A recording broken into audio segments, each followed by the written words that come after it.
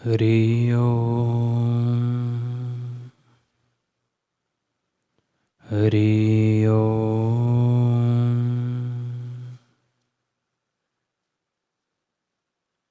हरि ओम।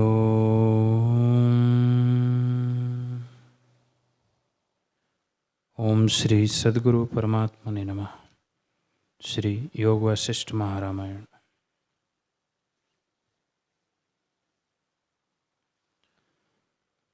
वशिष्ठ जी बोले, हे राम जी,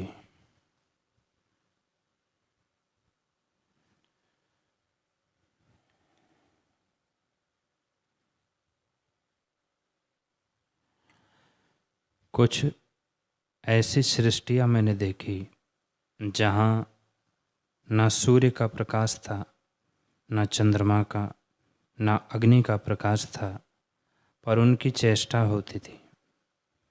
कहीं ऐसी सृष्टि देखी जहाँ सूर्य और चंद्रमा हैं, और कहीं ऐसी देखी कि उसको काल का ज्ञान भी नहीं, और ना वहाँ कोई दिन है ना रात्रि है, सदा एक समान रहती है। कहीं महाशून्य रूप तम ही दिखा, कहीं ऐसा दिखा कि देवता ही रहते हैं, कहीं मनुष्य ही रहते हैं, कहीं तिर्यक पशु पक्षी कीट पतंग ही रहते हैं, कहीं दैत्य ही देखे, कहीं जल ही देखा और कोई तत्व ना देख पड़ा। कहीं ऐसी सृष्टि नजर आई जहाँ शास्त्र का विचार ही नहीं, कहीं शास्त्र पुराण विपर्य रूप थे और कहीं समान थे, कहीं प्रलय होता देखा और कहीं उत्पत्ति होती देखी। हे राम जी, इसी प्रकार अनंत सृष्टियाँ मैंने देखी, परंतु जब स्वरूप की ओर देखता तब केवल ब्रह्म रूप ही दिखता और कुछ बना ना दिखता, और जब संकल्प करके देखता तब अनंत सृष्टि दिखती। कहीं ऐसी सृष्टि दिखती जहाँ बालक वृद्ध यौवन अवस्था की मर्यादा ही नहीं, जैसे जन्मे वैसे ही रहे। कहीं ऐसी सृष्टि है कि चंद्रमा और सूर्य का प्रकाश नहीं, अग्नि के प्रकाश से उनकी चेष्टा होती है। कहीं ऐसा दिखा कि ऊपर को चले जावे, कहीं नीचे को चले जावे, कहीं ऐसे प्राणी देखे जो शास्त्र की मर्यादा से चेष्टा करते हैं, कहीं कृमि ही बसते हैं और कोई नहीं। हे राम जी, चैतन्य रूपी वन में मैंने अनंत सृष्टि रूपी वृक्ष देखे, परंतु दूसरा कुछ बना ना देख पड़ा। सब चैतन्य का आभास ही नजर आया। जैसे सूर्य की किरणों में जलाभास होता है और बना कुछ नहीं, वैसे ही सृष्टि बनी कुछ नहीं। जैसे आकाश में नीलापन और दूसरा चंद्रमा भासता है, वैसे ही अनहोती सृष्टि दिखती है। जैसे मरुस्थल में जल और गंधर्व नगर की सृष्टि दिखती है, वैसे ही संपूर्ण सृष्टि भासित होती है। हे राम जी, ब्रह्म रूपी आकाश में चित्त रूपी गंधर्व ने सृष्टि रची है, पर उस स्वरूप से भिन्न कुछ उपजा नहीं, सब अकारण है।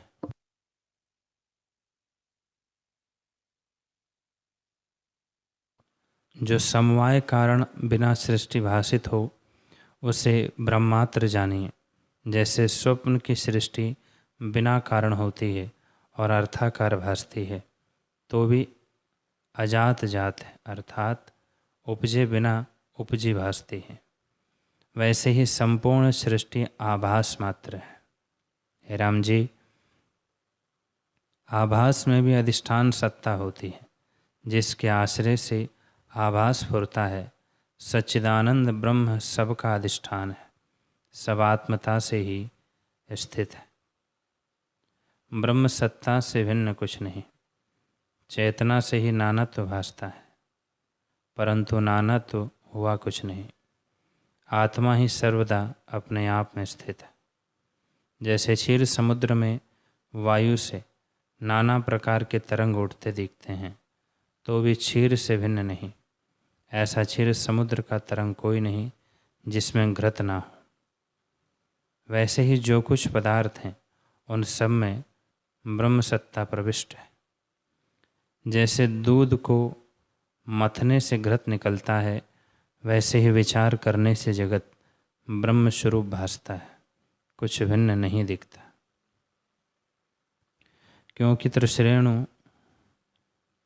क्योंकि कारण द्वारा कुछ नहीं उपजा, परमार्थ से केवल आत्मसत्ता अपने आप में स्थित है।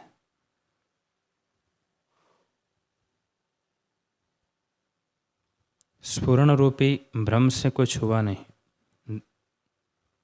स्फुरण रूपी भ्रम से कुछ हुआ दृष्टिगत होता है, और जब स्फुरण रूपी भ्रम निवृत्त होता है तब ब्रह्म ही दिखता है। इससे अविद्या रूप स्फुरण को त्याग कर अपने निर्विकल्प स्वरूप में स्थित हो, तब जगत भ्रम निवृत्त हो जाएगा। राम जी, जब इस प्रकार मैंने सृष्टि देखी तब फिर विचार हुआ कि वह शब्द करने वाला कौन था, उसको देखूं। तब मैं देखने लगा तो देखते देखते तितरी का सा शब्द सुना, परंतु उसको ना देखा। तब फिर देखा तो शब्द का अर्थ भाषित होने लगा। फिर देखा तो एक स्त्री देख पड़ी, जिसका शरीर स्वर्ण सदृश था। बहुत सुंदर वस्त्र पहने हुए वह थी, और सब अंग भूषणों से भूषित थे, मानो लक्ष्मी या भवानी थी। जब मैंने उसको देखा तब वह मेरे निकट आई और कहने लगी, हे मुनीश्वर, और संसार जो मैंने देखा है वह सामान्य धर्मा मुझको दिखा है, पर तुम उत्तम धर्मा और संसार समुद्र के पार हुए दिखते हो। तुम संसार समुद्र से पार हो, जो कोई तुम्हारी ओर आता है उसके आश्रय स्वरूप हो, और उसको भवसागर से निकाल भी लेते हो। पर और जीव संसार समुद्र में बहे जाते हैं और तुम पार हुए हो, इससे तुमको नमस्कार है। राम जी, जब इस प्रकार उस अंगना ने कहा तब मैं आश्चर्य में हुआ कि इसने मुझे कभी देखा सुना भी नहीं, फिर क्यों कर जाना। तब मैंने ऐसे विचार किया कि यह माया का कोई चरित्र है और सब ब्रह्मांड मुझको इसी से दिखे हैं। हे राम जी, ऐसे विचार कर मैं फिर आकाश को उड़ा, तब और सृष्टि दिखने लगी। जैसे स्वप्न की सृष्टि, संकल्प की सृष्टि और गंधर्व नगर की सृष्टि होती है, वैसे ही यह सृष्टि है, वास्तव में कुछ बना नहीं। जैसे स्वप्नादिक की सृष्टि अनहोती भासती है, वैसे ही ये जगत है, केवल बोध मात्र आत्मा अपने आप में स्थित है।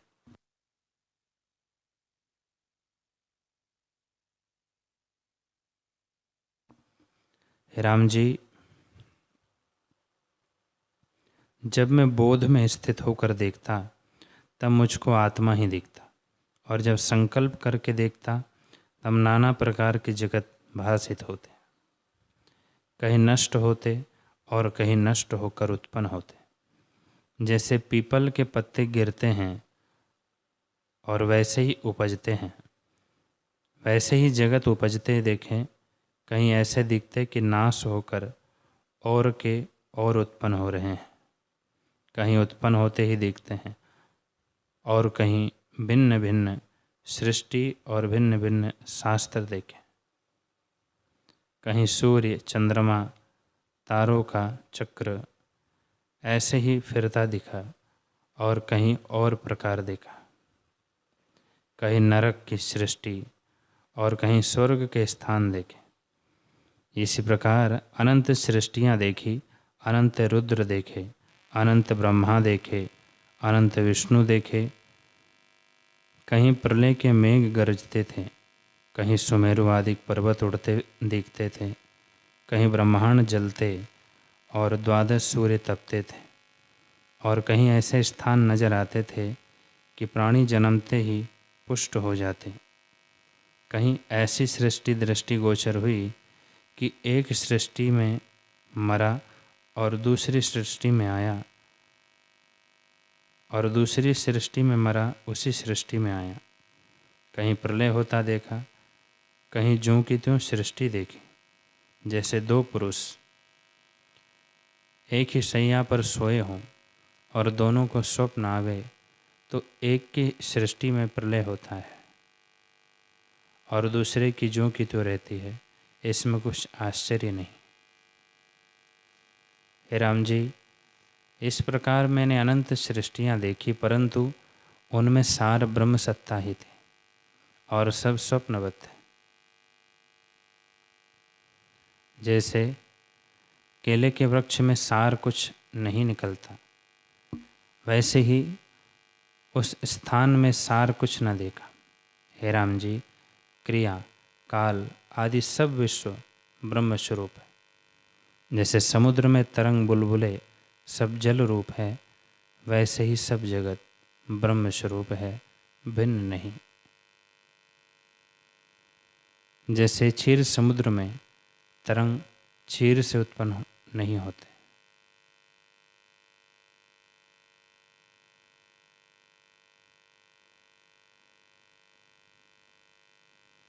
हे राम जी, क्रिया, काल आदि सब विश्व ब्रह्म स्वरूप है। जैसे समुद्र में तरंग बुलबुले सब जल रूप है, वैसे ही सब जगत ब्रह्म स्वरूप है, भिन्न नहीं। जैसे क्षीर समुद्र में तरंग क्षीर से भिन्न नहीं होते, वैसे ही तुम और मैं सब जगत ब्रह्म ही है। जब मैं बोध की ओर देखता तब सब ब्रह्म ही दिखता, और जब संकल्प की ओर देखता तब नाना प्रकार का जगत दिखता। इस प्रकार मैंने अनंत सृष्टियाँ देखी। कहीं ऐसी सृष्टि देखी जो अधूरी ही थी, कहीं गुणों की सृष्टि देखी, कहीं ऐसी सृष्टि थी कि धर्म अधर्म को जानते ही ना थी। हे राम जी, 150 सृष्टियाँ त्रेता युग की मैंने देखी, जो भिन्न भिन्न थी और भिन्न ही भिन्न जगत भी थे। उनमें ब्रह्मा के पुत्र वशिष्ठ भिन्न भिन्न देखे, जिनको मेरे ही समान ज्ञान था और जिनकी मेरे ही समान मूर्ति थी। उनमें कोई कोई मुझसे उत्तम भी थे, और उन सब के आगे उपदेश लेने निमित्त राम बैठे थे। त्रेता युग में अनेक युग और अनेक द्वापर, त्रेता और सतयुग देखे, जो सब चैतन्य आकाश के आश्रय में थे। हे राम जी, हुए बिना ही सब देखी, हुए बिना ही यह सब देखी। जैसे मरुस्थल में जल आकाश में अनहोती नीलता और रस्सी में सर्प भासित होता है, वैसे ही ब्रह्म से अनहोता जगत भासित होगा। हे राम जी, मन के फुरने से जगत भासता है और उसके मिटने से सब ब्रह्म ही भासता है। हे राम जी, जैसे सूर्य की किरणों में अनंत तृष्णेणु देखते हैं, वैसे ही अनंत सृष्टियाँ देखी, जो एक चैतन्य से अनेक चैतन्य दिखे। जैसे वृक्ष से फल प्रकट होते हैं, वैसे ही संकल्प रूपी वृक्ष में सृष्टि रूपी फल देख पड़े।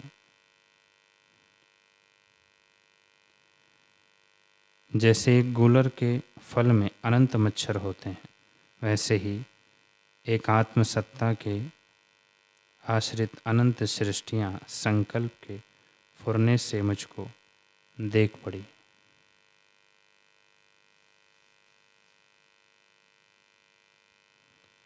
कहीं महाप्रलय के क्षोभ होते थे और समुद्र उछलते थे, उनके तरंग देवलोक को गिराते थे। कहीं श्याम रंग का चंद्रमा उष्ण और सूर्य शीतल दिखता था। कहीं ऐसी सृष्टि दिखी कि दिन को अंधेरा हो जाता है और रात्रि को जीव उल्लू आदि की नाई चेष्टा करते हैं। कहीं ऐसी सृष्टि देखी कि उनको रात्रि और दिन का कुछ ज्ञान ना था, काल का ज्ञान नहीं, और धर्म अधर्म का भी ज्ञान नहीं।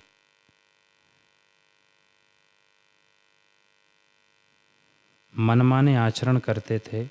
कहीं ऐसी सृष्टि देखी कि पुण्य करने वाले नरक को जाते थे और पापी स्वर्ग को जाते थे। कहीं ऐसी सृष्टि देखी कि बालू से तेल निकलता था। विषपान से लोग अमर होते थे और अमृतपान से मर जाते थे। हे राम जी, जैसे किसी का निश्चय होता है वैसा ही आगे भाषित होता है। यह जगत संकल्प मात्र है। जैसी भावना होती है वैसा ही आगे होकर भासता है। हे राम जी, जैसे एक गोलर के फल में अनंत मच्छर होते हैं, वैसे ही एक आत्मसत्ता के आश्रित अनंत सृष्टियाँ संकल्प के फुरने से मुझको देख पड़ी। कहीं महाप्रलय के क्षोभ होते थे और समुद्र उछलते थे, उनके तरंग देवलोक को गिराते थे। कहीं श्याम रंग का चंद्रमा उष्ण और सूर्य शीतल दिखता था। कहीं ऐसी सृष्टि देखी कि दिन को अंधेरा हो जाता और रात्रि को जीव उल्लूक आदि की नई चेष्टा करते थे। कहीं ऐसी सृष्टि देखी कि उनको रात्रि और दिन का कुछ ज्ञान न था, काल का ज्ञान नहीं और धर्म अधर्म का भी ज्ञान नहीं। मनमाने आचरण करते थे। कहीं ऐसी सृष्टि देखी कि पुण्य करने वाले नरक को जाते थे और पापी स्वर्ग को जाते थे। कहीं ऐसी सृष्टि देखी कि बालू से तेल निकलता था। विषपान से लोग अमर होते थे और अमृतपान से मर जाते थे। हे राम जी, जैसे किसी का निश्चय होता है वैसा ही आगे भाषित होता है। यह जगत संकल्प मात्र है। जैसी भावना होती है वैसा ही आगे होकर भासता है। कहीं पत्थरों में कमल उपजते थे और कहीं वृक्षों में रत्न और हीरे नजर आते थे। आकाश में बड़े प्रकाश से युक्त वृक्षों के वन देख पड़े। कहीं ऐसी सृष्टि देखी कि बादल ही उनके वस्त्र हैं और वस्त्रों की नाई बादलों को पहन लें। कहीं शीश पर भार लिए सब चेष्टा करते थे, निदान अंधे काने बहरे इत्यादि लोगों की नाना प्रकार की सृष्टि देखी। राम जी, जब मैं स्वरूप की ओर देखता तब सृष्टि सब शून्य रूप दिखती और जब संकल्प की ओर देखता तब नाना प्रकार का जगत भासित हो। कहीं ऐसी ही सृष्टि दृष्टि आई कि लोग चंद्रमा और सूर्य को जानते ही नहीं। कहीं एक पृथ्वी की सृष्टि पृथ्वी में, अग्नि की सृष्टि अग्नि में और जल की सृष्टि जल में देखी। कहीं 5 भूतों की सृष्टि देखी जैसे यह विद्यमान है और कहीं कठपुतली की तरह सृष्टि चेष्टा करती देखी जैसे यह विद्यमान है और भोजन करती है। कहीं कहीं प्राणों बिना यंत्र की पुतली सी चेष्टा करती देखी। हे राम जी, जब ऐसी सृष्टियाँ देखी तो मैं महाकाश में अनंत योजन पर्यंत चला गया, परंतु एक आकाश ही दृष्टिगोचर होता था और कोई तत्व ना दिखा। फिर ऐसी सृष्टि देखी कि वे खाना पीना आदि सब चेष्टा वैताल की नाई करते थे, परंतु देख ना पड़ते थे। जैसे वैताल सब चेष्टा करते हैं और दृष्टिगत नहीं होते, वैसे ही वे दृष्टि ना आते थे। कहीं ऐसी सृष्टि देखी कि जहाँ मैं और तुम की कल्पना भी नहीं, केवल निश्चल भाव था। और कहीं ऐसी सृष्टि देखी कि उनके मन ही नहीं था। कहीं अहंकार सृष्टि देखी ही, कहीं ऐसी सृष्टि देखी कि वे सब में आत्मभावना करते हैं। कहीं सब अपना रूप ही जाने और भेद भावना किसी में ना करें। कहीं ऐसी सृष्टि देखी कि सब मोक्ष की लक्ष्मी से शोभित है कहीं ऐसी सृष्टि देखी कि उपज कर नाश हो जाते हैं, जैसे नख और केश उपजते हैं, और कहीं ऐसे देखे कि चिरकाल पर्यंत रहते हैं। राम जी, इस प्रकार मैंने अनंत सृष्टियाँ देखी जो अनहोती ही फुरती है और संकल्प मात्र है। जब संकल्प लय हो जाता है तब जगत भ्रम निवृत्त हो जाता है। चित्त के स्पंदन में सब जगत जाल देखें, पर मैं ऊपर गया, नीचे गया और दसों दिशा में गया, परंतु सब चैतन्य रूपी समुद्र के बुलबुले थे और कुछ न भासित हुआ।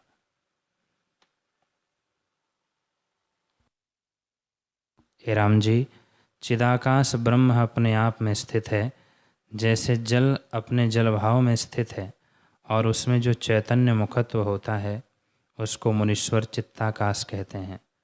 उस मन में संकल्प विकल्प उठने से जो अनंत कोटि ब्रह्मांड बन गए हैं उनका नाम भूताकाश है। मन से उपजे हैं, इस कारण इनका नाम भूताकाश है। ये संकल्प मात्र है, आत्मा से भिन्न नहीं।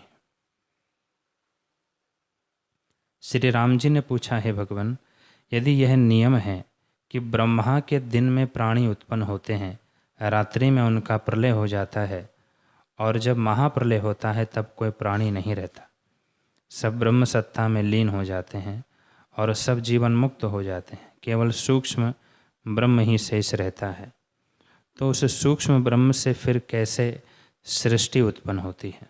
सो कृपा करके कहिए। श्री वशिष्ठ जी बोले, हे राम जी, जब महाप्रलय होता है तब सब भूत नष्ट हो जाते हैं और ब्रह्म सत्ता ही शेष रहती है।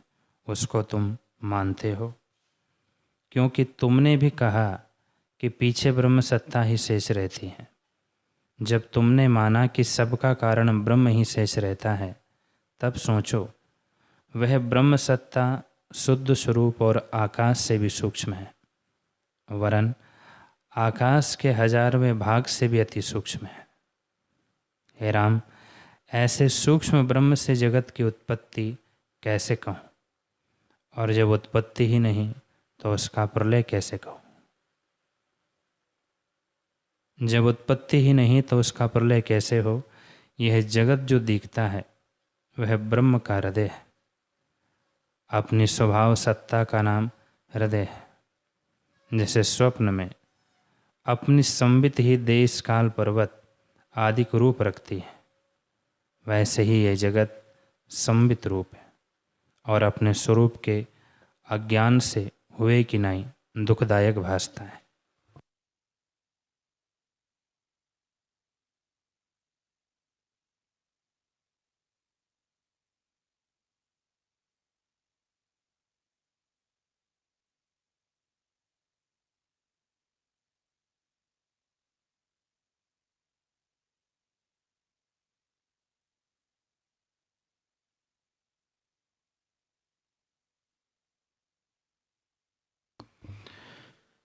हे राम जी,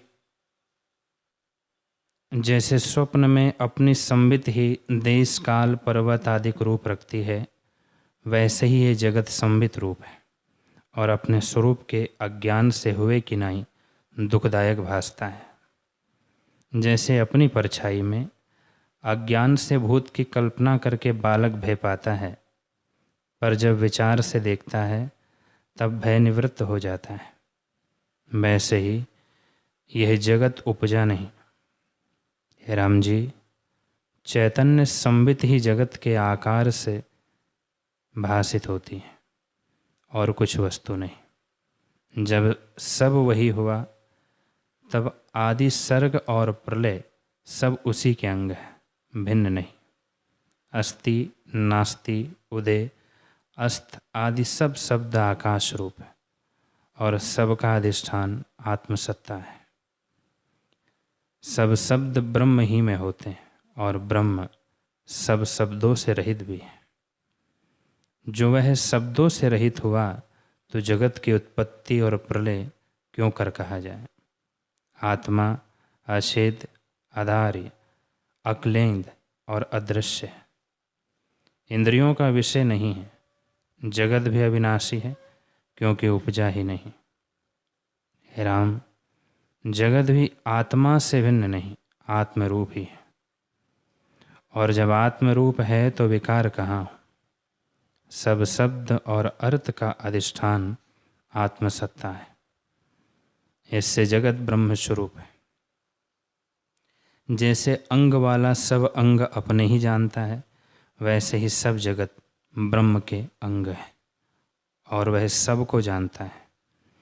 वास्तव में आकाशवत स्वच्छ और देश काल वस्तु, सुख दुख, जन्म मरण, साकार निराकार, केवल अकेवल, नासी अविनाशी इत्यादि सब शब्द और अर्थ उसी के नाम है। जैसे सब अवयव अवयवी पुरुष के हैं, जो उनको फैलावे तो भी अपना स्वरूप है, जो समेटे तो भी अपने अवयव है। वैसे ही उत्पत्ति और प्रलय सब ब्रह्म ही के अवयव है, भिन्न नहीं, परंतु भिन्न किनाई जगत हुआ भासता है। जैसे सूर्य की किरणों में जल उत्पन्न नहीं हुआ, परंतु हुए किनाई लगता है और किरणें ही जल होकर दिखती है, वैसे ही आत्मा जगत के आकार से भासता है, वह आत्मस्वरूप ही है। हे राम जी, शुद्ध चिन्मात्र ब्रह्म रूपी एक वृक्ष है, उसमें जो संबित का फुरना हुआ है वही उसकी दृढ़ मूल है। चित्त शरीर रूपे स्तंभ है, लोकपाल डाले है, शाखा जगत है, फल प्रकाश है जिससे जगत प्रकाशित होता है, अंधकार श्यामता है, पोल आकाश है, फूलों के गुच्छे प्रलय है, गुच्छों को हिलाने वाले भंवरे विष्णु रुद्रादिक है, जड़ता त्वचा है। इस प्रकार सब आत्म ब्रह्म है, ब्रह्मत्व भाव से भी कुछ नहीं बना, सर्वदा अपने स्वभाव में स्थित है। हे राम जी, जगत का भाव अभाव उत्पत्ति प्रलय आदि अनुभव रूप ब्रह्म स्थित है, उसमें कोई विकार नहीं, वह केवल शुद्ध निरंजन निर्मल आत्मा आकाश है। जैसे चंद्रमा के मंडल में विष की बेल नहीं होती, वैसे ही आत्मा में कोई विकार नहीं होता, वह निर्मल आकाश रूप आदि अंत मध्य की कलना से रहित है। तब लोकपाल आदि का भ्रम कैसे हो। हे राम जी, ये संपूर्ण विकार आत्मा के अज्ञान से भासित होते हैं। जब तुम एकाग्र चित्त होकर देखोगे तब जगत भ्रम शांत हो जाएगा। यह जगत भ्रम फुरने से भासित हुआ है, जब फुरना उलटकर आत्मा की ओर आवेगा तब यह जगत भ्रम मिट जाएगा। जैसे पवन से अग्नि जागता है और पवन ही से दीपक बुझ जाता है, वैसे ही चित्त के फुरने से जगत भासता है, और जब चित्त का फुरना अंतर्मुख होता है तब जगत भ्रम मिट जाता है।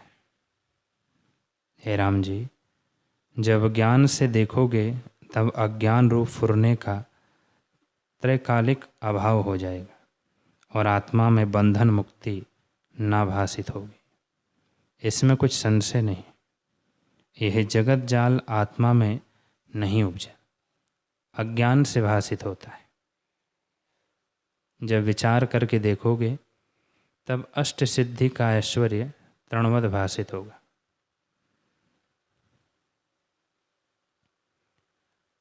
राम जी ने पूछा, है भगवान, यह जगत जाल तुमने चिद्रूप होकर एक स्थान में बैठकर देखा अथवा सृष्टि में जाकर देखा।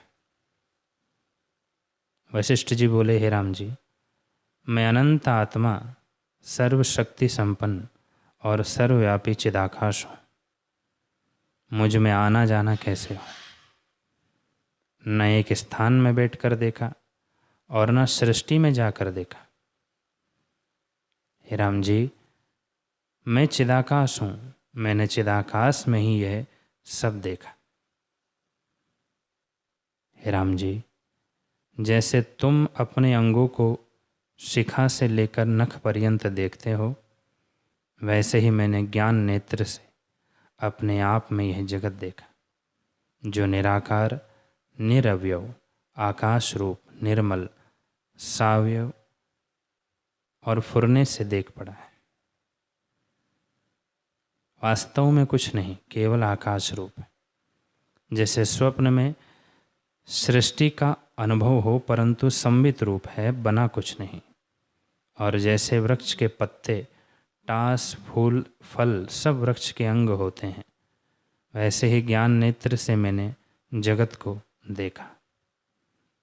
हे राम जी, जैसे समुद्र अपने तरंग, फैन, बुलबुले और जल को अपने आप ही में देखता है, वैसे ही मैं अपने आप में जगत को देखता हूँ। अब भी मैं इस देह में स्थित हुआ पर्वत की सृष्टि को ज्ञान से देखता हूँ। जैसे कुटी के भीतर बाहर आकाश एक रूप है, वैसे ही मुझको आगे और अब भी आकाश रूप जगत अपने आप में भासित होते हैं। जैसे जल अपने रस को जानता है, बर्फ अपनी शीतलता को जानता है और पवन अपनी स्पंदता को जानता है, वैसे ही मैंने ज्ञान से सृष्टि को अपने में देखा। जिस ज्ञानवान पुरुष की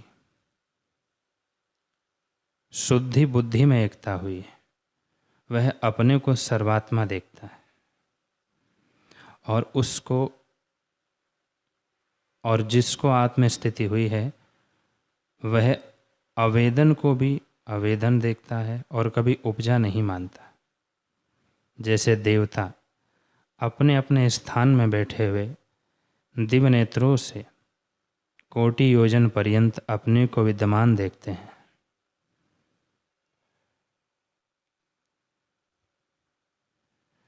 वैसे ही जगतों को मैंने सर्वात्म होकर देखा।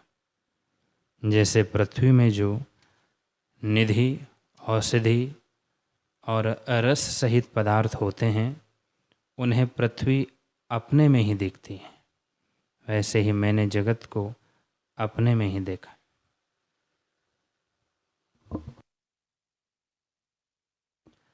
राम जी ने पूछा, है भगवान, वह जो छंद का पाठ करने वाली कमल नयनी कांता थी, उसने फिर क्या किया? वशिष्ठ जी बोले, हे राम जी, वह आकाश शरीर को धारण करके मेरे निकट आई और जैसे भवानी आकाश में आकर स्थित हो, वैसे ही आकर स्थित हुई। जैसे मैं आकाश शरीर था, वैसे ही उसको भी मैंने आकाश शरीर देखा। प्रथम मैंने आकाश में इस कारण ना देखा कि मेरा आदि भौतिक शरीर था। जब चित्त पद होकर मैं स्थित हुआ, तब वह कांता देखी। मैं आकाश रूप हूँ और वह सुंदरी भी आकाश रूप है, और जगत जाल को जो देखें वे भी आकाश रूप है। श्री राम जी ने पूछा, हे भगवान, तुम भी आकाश रूप थे और वह भी आकाश रूप थी, पर वचन विलास तो तब होता है जब शरीर होता है। उसमें बोलने का स्थान कंठ, तालु, नासिका, दंत, होंठ और हृदय में प्रेरने वाले प्राण होते हैं और अक्षर का उच्चारण होता है। पर तुम दोनों तो निराकार थे। तुमने देखा और बोला किस प्रकार? बोलना रूप, अवलोक और मनस्कार से होता है। रूप अर्थात दृश्य, अवलोक अर्थात इंद्रियां और मनस्कार अर्थात मन का फुरना। इन तीनों के बिना तुम कैसे बोले? वशिष्ठ जी बोले, हे राम जी, स्वप्न में रूप, अवलोक और मनस्कार, शब्द पाठ और परस्पर वचन जो होते हैं, वे आकाश रूप होते हैं। वैसे ही हमारा देखना, बोलना और आपस में संवाद हुआ था। जैसे स्वप्न में रूप, अवलोक और मनस्कार आकाश रूप होते हैं और प्रत्यक्ष प्रतीत होते हैं, वैसे ही हमारा देखना और बोलना हुआ। यह प्रश्न तुम्हारा सही नहीं कि देखना और बोलना कैसे हो। जैसे आकाश में सृष्टि देखी है, वैसे ही यह सृष्टि भी है। और जैसे उनके शरीर थे वैसे ही इनके और हमारे शरीर हैं। जैसे यह जगत है वैसे ही वह जगत है। हे राम जी, यह आश्चर्य है कि सत वस्तु नहीं भासित होती और असत वस्तु भासित होती है। जैसे स्वप्न में पृथ्वी, पर्वत, समुद्र और जगत व्यवहार वास्तविक नहीं पर प्रत्यक्ष लगता है और सत वस्तु अनुभव रूप नहीं भासती, वैसे ही हम तुम जगत सब आकाश रूप है।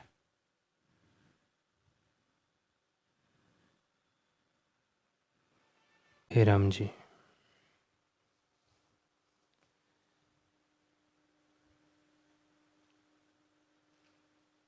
तुम हम जगत सब आकाश रूप है। जैसे स्वप्न में युद्ध होते दिखते हैं, शब्द होते हैं और आना जाना दिखता है, वह सब आकाश रूप है, हुआ कुछ नहीं। वैसे ही ये जगत भी है। राम जी, स्वप्न सृष्टि मिथ्या है, कुछ बनी नहीं, और जो कुछ है सो अनुभव रूप है, भिन्न कुछ नहीं। जो तुम पूछो कि स्वप्न क्या है और कैसे होता है, तो सुनो। आदि परमात्म तत्व में स्वप्न में किंचन हुआ है, सो वह विराट आत्मा है। फिर उससे ये जीव हुए हैं, सो वह आकाश रूप है, क्योंकि विराट आकाश रूप है और ये सब भी आकाश रूप है। स्वप्न का दृष्टांत भी मैंने बोध के निमित्त तुमसे कहा है, क्योंकि स्वप्न भी कुछ हुआ नहीं, केवल आत्म तत्व मात्र है, ब्रह्म ही अपने आप में स्थित है। हे राम, वह कांता जब मैंने देखी तो मैंने उससे पूछा, क्योंकि संकल्प मेरा और उसका एक था। जैसे स्वप्न में स्वप्न होता है वैसे ही हमारा हुआ। हे राम जी, जैसे स्वप्न की सृष्टि आकाश रूप होती है, वैसे ही हम तुम और सब जगत आकाश है, कुछ हुआ नहीं। स्वप्न जगत और जागृत जगत एक रूप है, परंतु जागृत दीर्घ काल का स्वप्न है। इससे इसमें दृढ़ व्यवहार, उत्पत्ति और प्रलय होने लगते हैं। राम जी, स्वप्न में भोग होते जान पड़ते हैं, सो भ्रांति मात्र है। निर्मल आकाश रूप आत्मा से भिन्न कुछ नहीं बना। दृश्य और दृष्टा स्वप्न के नाई अनहोते विभाषित होते हैं। हम तुम आदि दृश्य को मन रूपी दृष्टा जो सत्य मानता है, सो दोनों अज्ञान से ब्रह्मात्र उदय हुए हैं। जो शुद्ध दृष्टा है वह दृश्य से रहित है। जैसे दृष्टा आकाश रूप है, वैसे ही दृश्य भी आकाश रूप है। और जैसे स्वप्न की सृष्टि अनुभव से भिन्न कुछ नहीं, वैसे ही जागृत भी अनुभव रूप है। हे राम जी,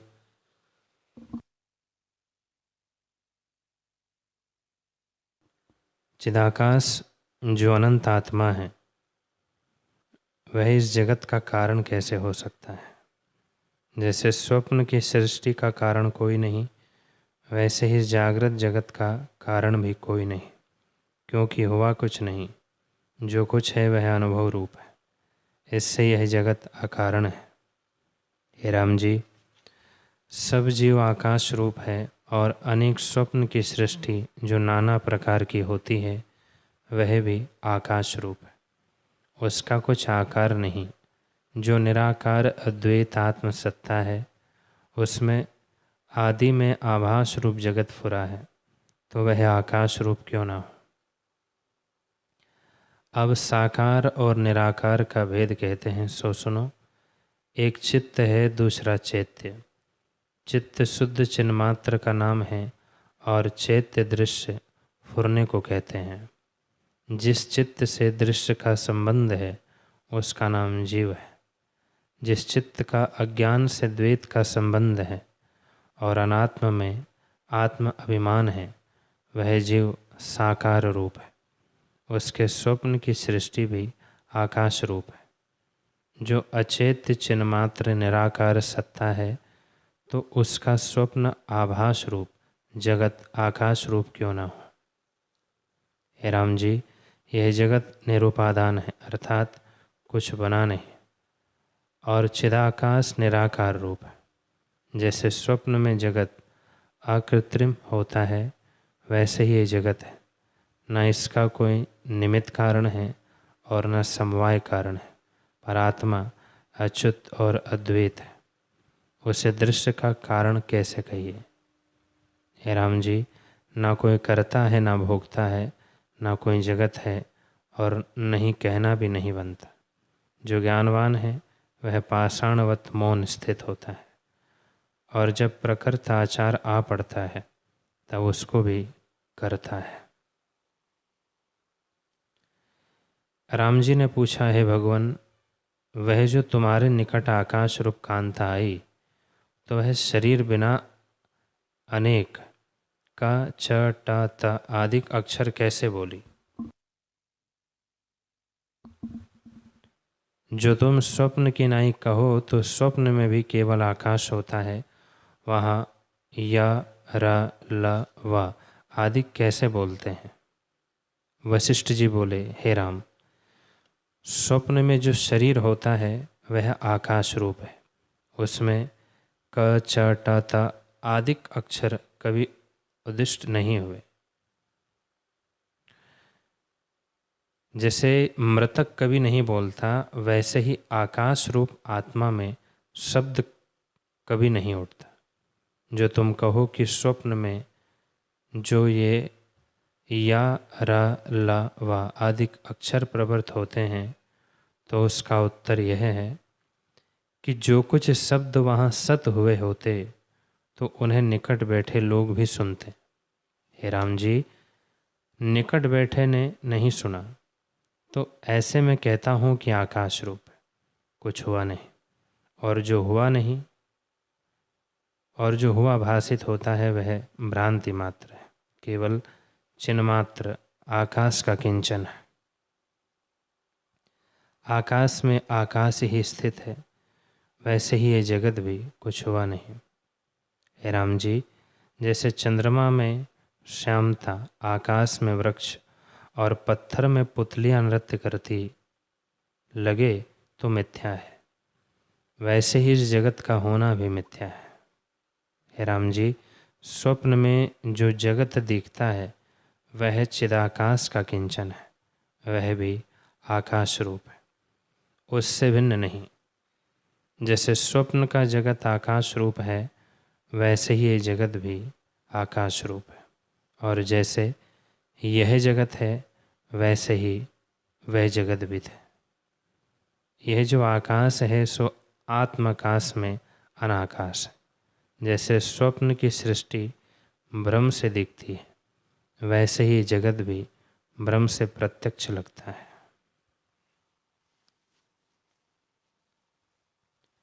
राम जी ने पूछा, हे भगवान, जो यह जगत स्वप्न है तो जागृत सा क्यों भासित होता है, और जो असत्य है तो सत्य की नाई क्यों लगता है? वशिष्ठ जी बोले, हे राम जी, एक मृदु संवेग है, दूसरा मध्य संवेग और तीसरा तीव्र संवेग है। संवेग संकल्प के परिणाम को कहते हैं, वह उक्त प्रकार से त्रिविध है। जैसे पुरुष अपने स्थान में बैठा हुआ मनोराज से किसी व्यवहार को रचता है तो उसको जानता है कि संकल्प मात्र है, और नट स्वांग भरता है तब वह जानता है कि मेरा स्वांग है, और अपने स्वरूप को सत्य जानता है, इसका नाम मृदु संवेग है। क्योंकि अपना स्वरूप नहीं भूला। मध्य संवेग यह है कि जैसे किसी पुरुष को स्वप्न आता है तो उसमें स्वप्न की सृष्टि भासित होती है, और एक शरीर अपना भासित होता है। तब जीव अपने शरीर को सत्य जानता है और जगत को भी सत्य जानता है। स्वरूप का प्रमाद होने के कारण स्वप्न काल की सृष्टि को जीव सत्य जानता है और आगे हुए को असत्य जानता है। इसका नाम मध्य संवेग है, क्योंकि सोया हुआ शीघ्र ही जाग उठता है, और जो सोया और जागे नहीं उसका नाम तीव्र संवेग है। हे राम जी, आदि संकल्प स्वप्न में रूप भासते हैं और उसमें नाना प्रकार की सृष्टि होकर स्थित है। जिनको आदि स्वरूप का प्रमाद नहीं हुआ, उनको यह जगत मृदु संवेग है, क्योंकि वे अपनी लीला मात्र असत्य जानते हैं। और जिनको आदि स्वरूप का प्रमाद हुआ है, वह फिर शीघ्र ही जाग उठते हैं। तब उनको वह जगत असत्य भासता है और इस जगत में सत्य की प्रतीति नहीं होती। जिनको प्रमाद हुआ है और फिर नहीं जागे, उनको यह जगत सत्य ही लगता है, क्योंकि उनकी चित्त की वृत्ति का परिणाम तीव्र हो गया है। इस कारण अज्ञानी को यह जगत स्वप्न जागृत होकर भासता है। जैसे स्वप्न काल में स्वप्न की सृष्टि सत्य भासती है। हे राम जी, चित्त के फुरने का नाम जगत है।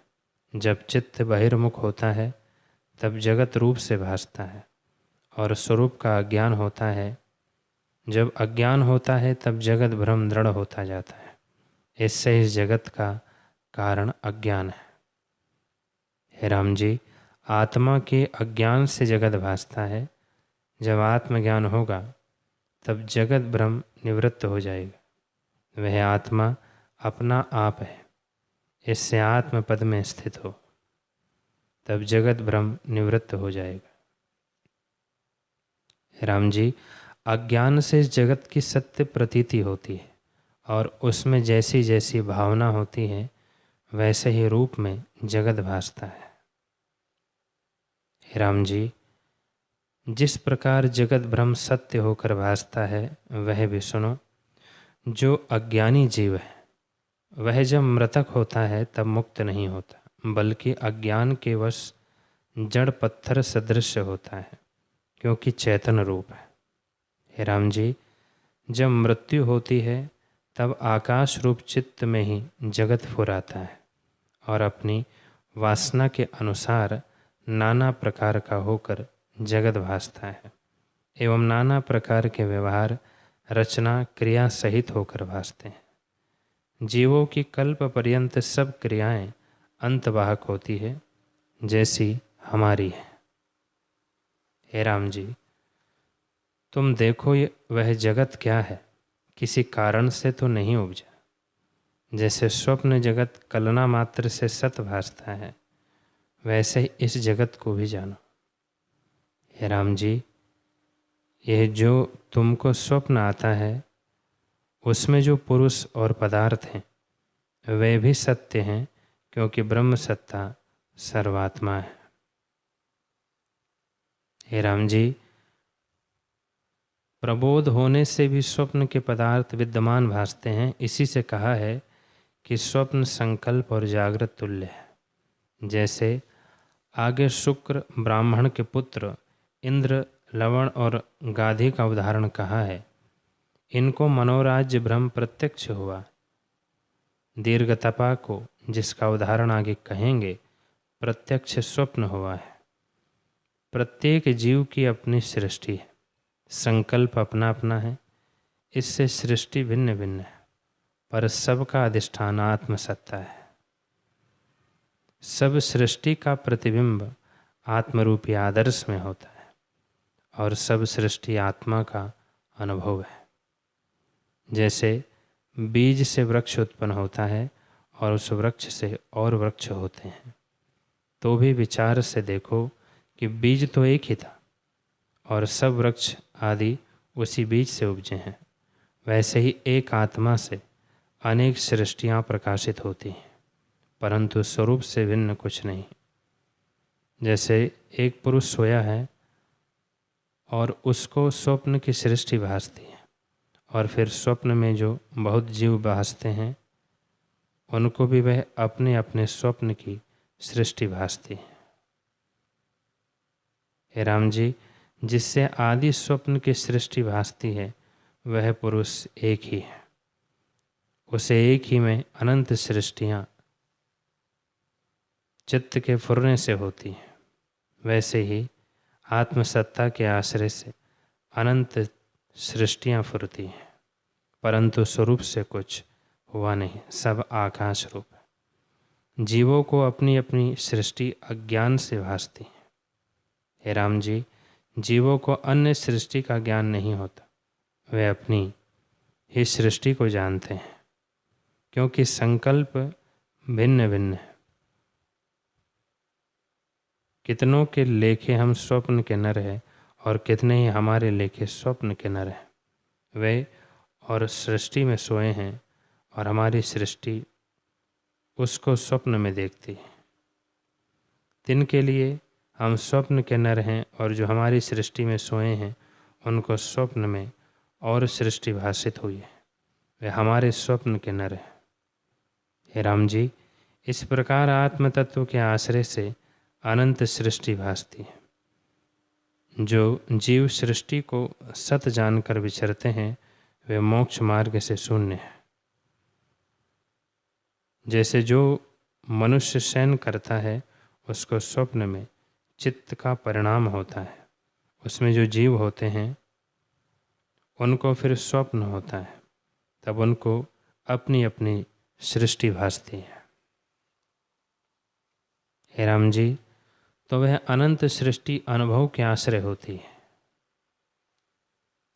वैसे ही एक आत्मा के आश्रय में जो असंख्य सृष्टियाँ फुरती है वे कहीं समान, कहीं अर्ध समान और कहीं विलक्षण भाषित होती है। पर जीव अपनी अपनी सृष्टि को जानते हैं। जैसे एक घर में 10 पुरुष सोए हैं और उनको अपना अपना स्वप्न आवे, तब एक की सृष्टि को दूसरा नहीं जानता, वैसे ही यह सृष्टि भी और जीव को नहीं भासती। जो अंतवाहक शरीर योगेश्वर हैं उनको और सृष्टियों का भी ज्ञान होता है। हे राम जी, वास्तव में सृष्टि भी निराकार आकाश रूप है।